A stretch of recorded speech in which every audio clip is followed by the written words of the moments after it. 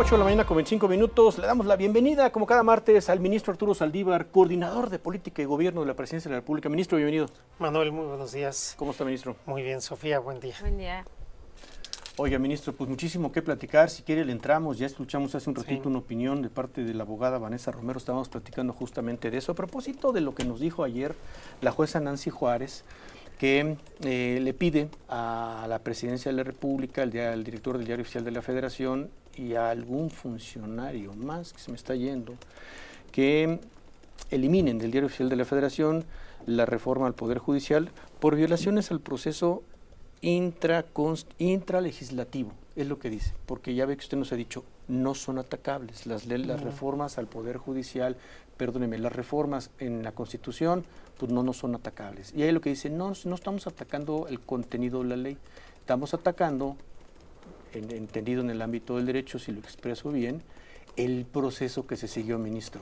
Y a partir de ahí la presidenta lo que dice el viernes, se ha ocupado el viernes, sábado, domingo, ayer lunes, ahora lo veremos, de dar su punto de vista y el decir, no la vamos a acatar. ¿Cuál es su punto de vista, ministro?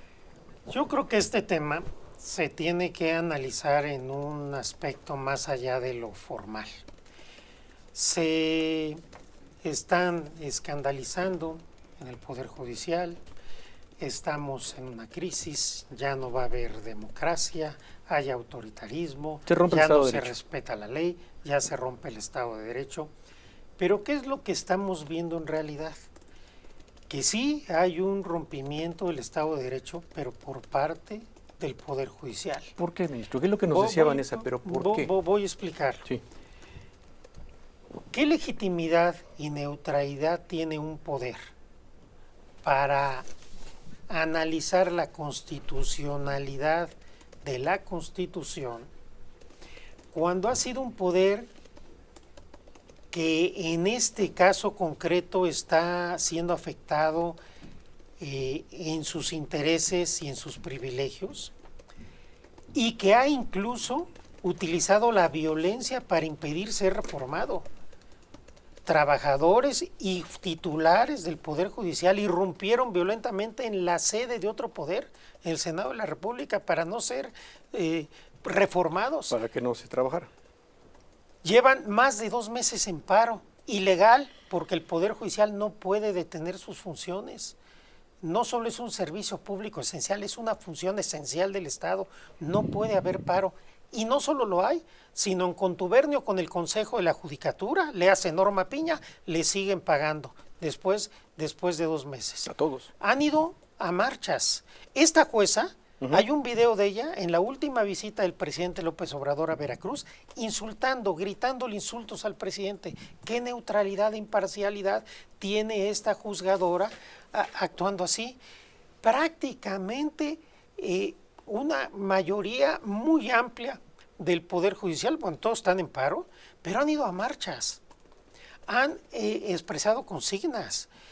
Los ministros de la Corte, la presidenta de la Corte, el Poder Judicial no va a caer, no va a caer, no va a caer. ¿No? Vean los videos, ¿cuántos ministros fueron a las marchas, fueron a los paros? ¿Cuántos de estos jueces imparciales y neutrales han insultado a la presidenta, al anterior presidente López Obrador, a los legisladores y al pueblo de México? Entonces, aquí hay una cosa esencial. No se trata de una discusión que se puede dar en abstracto, no es una discusión teórica, es un tema político en que el Poder Judicial, quienes hoy detentan la titularidad del Poder Judicial, están siendo una oposición abierta, a veces violenta, muy fuerte. ¿Para qué? Para no ser reformados. Esa es la verdad. Y se podrá estar a favor o en contra de la reforma, pero no se puede decir que se pueden utilizar estos medios cuando están afectando a ellos. Entonces, quienes están dejando sin jueces al país para resolver esto son los propios integrantes del Poder Judicial, porque además es clarísimo que tienen un impedimento, tienen un interés personal y directo en el asunto, no solo porque de la reforma depende el que sigan en su cargo, sino incluso si logran la reelección, sus percepciones van a disminuir para ajustarse a las de la presidenta como ordena la Constitución. Entonces, claro, por eso están en contra. Pero quien está violando la ley es la jueza y son los jueces al dar estas suspensiones. Veámoslo de manera muy clara. Los mismos jueces que están en paro y que no le abren la justicia al pueblo de México, y hay un retraso enorme en muchos asuntos, en miles de asuntos, elaboran sus propios amparos, sus propias demandas. Ellos las admiten y ellos se suspenden y después, obviamente, ellos van a buscar tirar la reforma constitucional. Eso sí sería absolutamente un conflicto de interés. Está absolutamente claro el conflicto de interés. A ver, son juez y Pero parte. entonces, ministro, ¿ante quién pueden acceder? ¿Ante quién les puede hacer justicia ante algo que parece que les viola sus derechos laborales? Vamos a pensar en eso. No se les viola ningún derecho laboral porque los pero jueces, vamos a pensar que los jueces y magistrados no tienen derechos laborales. Son titulares de un poder del Estado, son titulares de una función del Estado. Y reitero, a los trabajadores y a las trabajadoras no se les van a afectar ninguna de sus prestaciones, no solo el salario base, no solo el tabulador, los seguros, a todo lo que tienen derecho en las condiciones generales de trabajo, lo dice la Constitución claramente y la presidenta Sheinbaum lo ha repetido en varias ocasiones. Entonces, los trabajadores no tendrían por qué estar en paro ni enojados con una reforma que a ellos no se les va a afectar. Al contrario, se abren posibilidades para que servidores públicos del Poder Judicial, trabajadores, trabajadoras, puedan acceder mucho más rápido a ser jueces, a ser magistrados, a través de este proceso de selección. Ahora se dice, es que los jueces no sabemos hacer política. Ah, no, están en paro, dan entrevistas, hasta mañaneras ya tienen. Ya dan mañaneras, claro. Entonces, está por supuesto que cuando tienen que entrar a la política, entran en la política. Que no tengan miedo, que crean en el pueblo de México, que se ganen su reelección o su ratificación en las urnas, que vayan y le explican a la gente por qué son tan buenos jueces, por qué tenemos esta justicia impoluta gracias a ellas y a ellos, porque no hay un punto de autocrítica, son impolutos, son los salvadores de la patria, ellos son perfectos, el Poder Judicial es una maravilla, hay nepotismo pero poquito, hay nepotismo porque resulta que se enamoran en sus trabajos, o sea, es una farsa. Lo cual es válido. Enamorarse es válido y es hermoso, pero esto es una farsa. Hay que decirlo, entonces no vengan con formalismo, es que la presidenta dijo que no va a acatar, no. El tema es que no podemos desprendernos del tema político. El Poder Judicial no está jugando jurídicamente, está obrando políticamente y lo saben. Hay texto de la ley de amparo que establece la improcedencia de la Constitución, como si no lo tuvieran por puesto. Mira, es tan absurdo lo que ordenó esta jueza que ni aún cuando la Corte declara inconstitucional con efectos generales una ley, se ordena que se quite del diario oficial. Es como quitar la historia, la publicación ya está, es un acto consumado, no procede la suspensión y todo esto ellos lo saben. 140 suspensiones de ellos mismos, de sus propios amparos. ¿Y qué es lo que hay en el fondo? Que se va a reformar el Poder Judicial y que vamos a llegar a un mejor Poder Judicial y ellos van a perder estos privilegios que el pueblo de México ha venido denostando, criticando y diciendo ya basta. Y los órganos y los poderes que tienen la facultad de reformar la Constitución ya la reformaron, ya tenemos Constitución. Creo que es el momento en que haya la serenidad y la aceptación y la resignación de que México ya cambió. Déjenos ir a la pausa, ministro, porque creo que hay varias cosas de las que he dicho relevantes para platicar, argumentos que nos han estado dando algunos abogados que nos han escrito a propósito de lo que nos dice ahorita, lo que nos dijo hace rato la abogada Vanessa Romero. ¿Quedan o no en estado de indefensión entonces los trabajadores del Poder Judicial, los jueces y magistrados afectados? No sé si los ministros, una duda sobre el tema de la ley de amparo. ¿Qué mensaje se manda desde la presidencia? Mucho que platicar con usted, ministro Arturo Saldívar. Ahora que regresemos del corte, estamos por la mañana, hacemos una pausa y volvemos.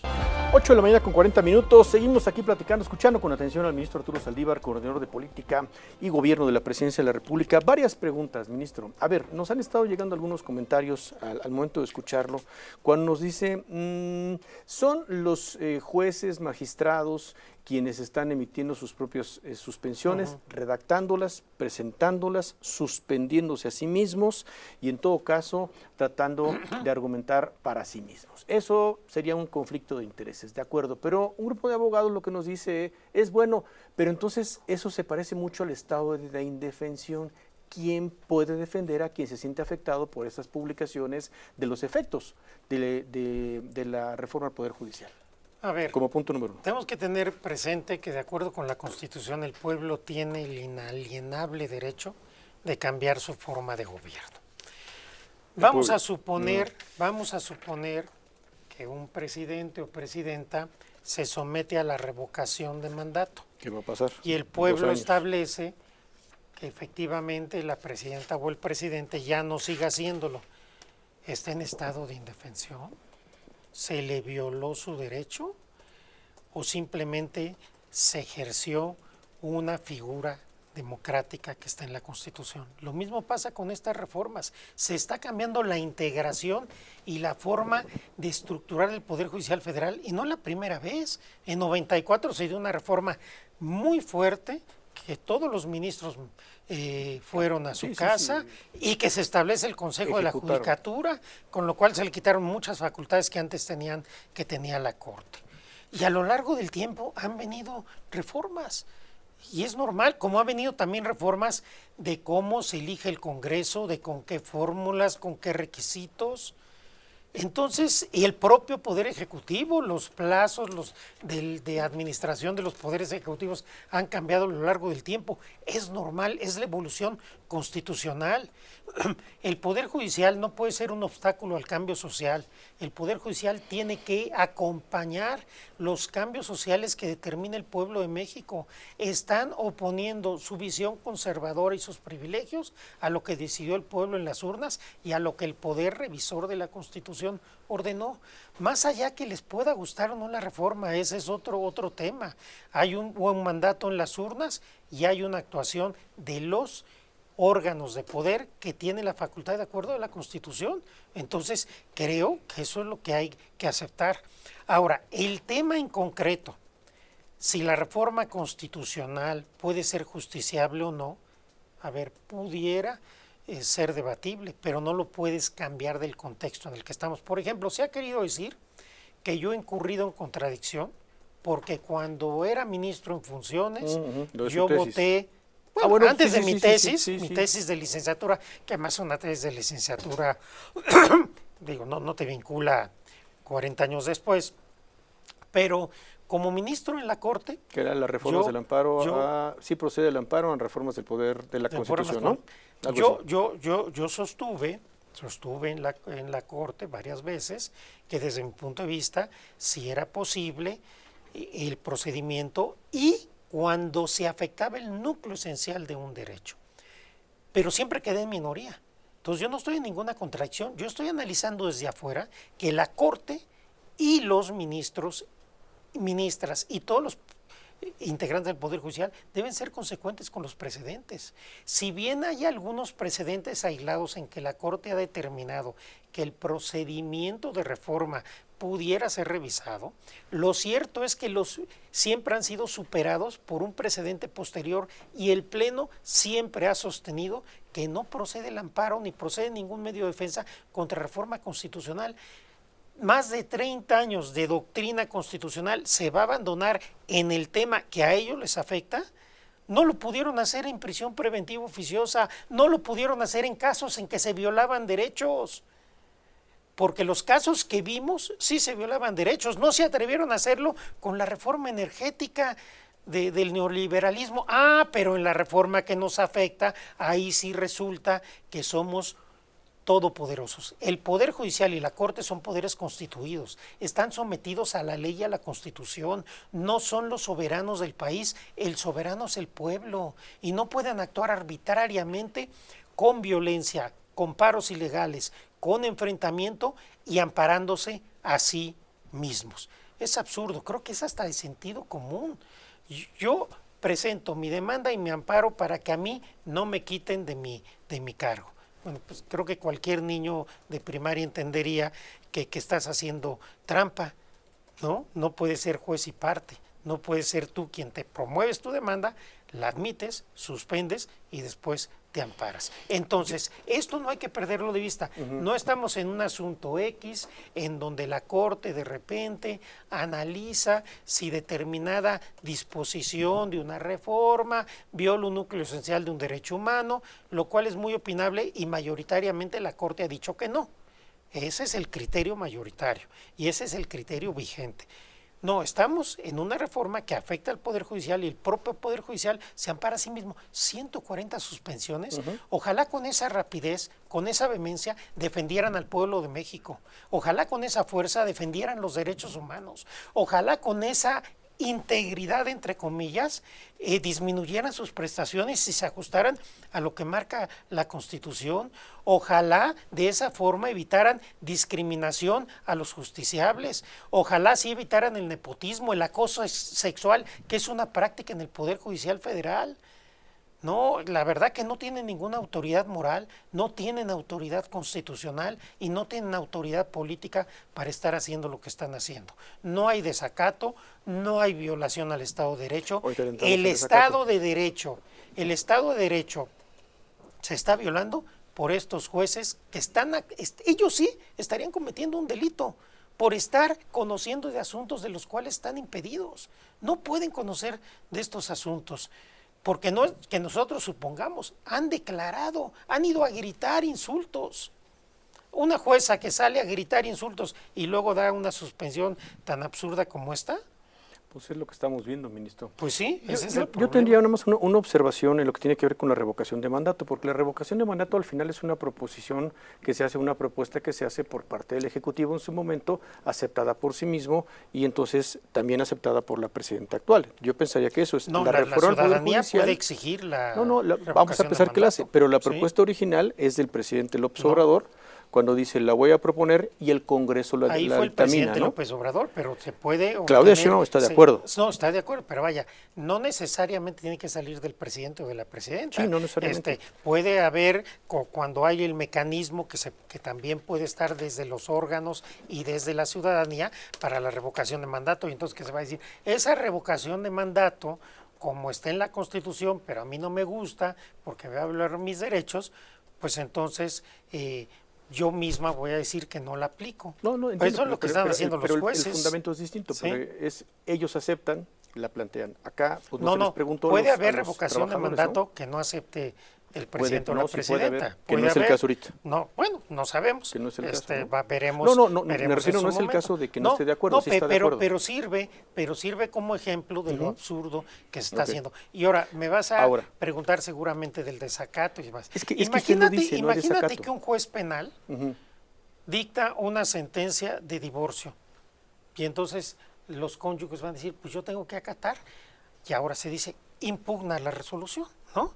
¿Por qué no se impugnan las suspensiones?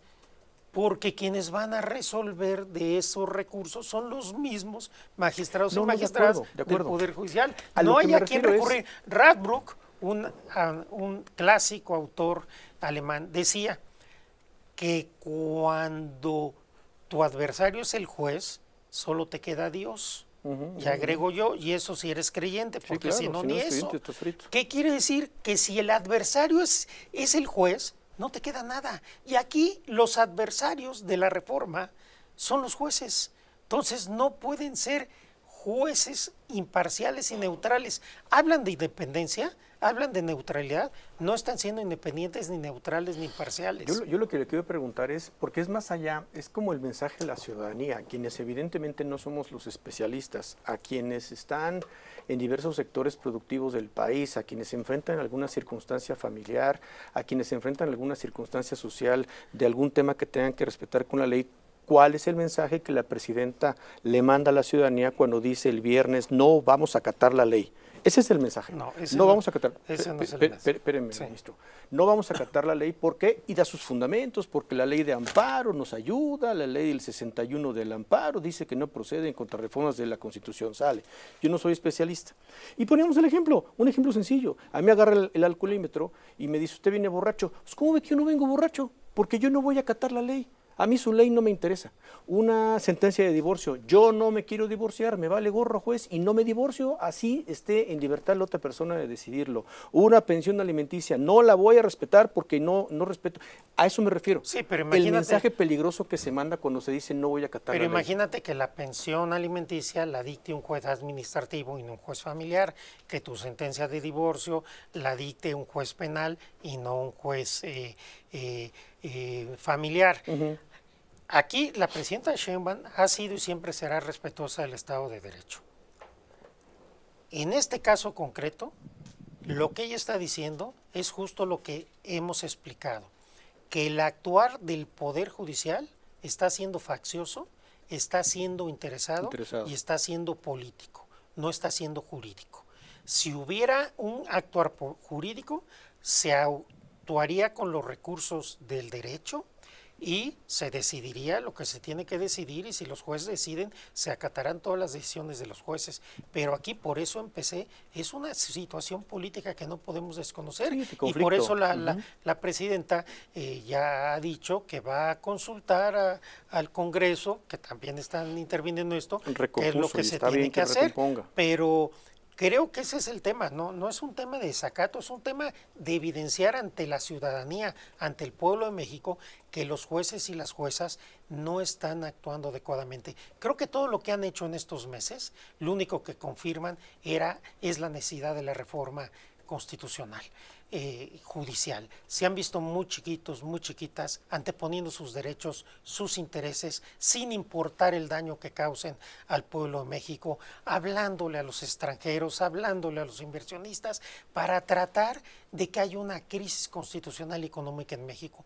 Eso está muy cerca de calificarse como traición a la patria. Es extraordinariamente grave. Cuando estás anteponiendo tus intereses a los intereses de tu país, para que no se te afecten tus privilegios y tus derechos, entre comillas, que son muy legítimos, nada más que hubo una reforma constitucional. Los jueces y las juezas no son propietarios de sus cargos, son servidores públicos de una función del Estado.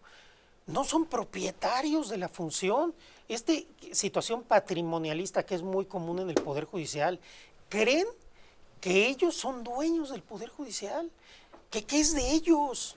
No es de ellos. Ellos son servidores y servidoras públicas, están ahí temporalmente, y si el pueblo y la democracia tiene un cambio en su estructuración, se tiene que acatar.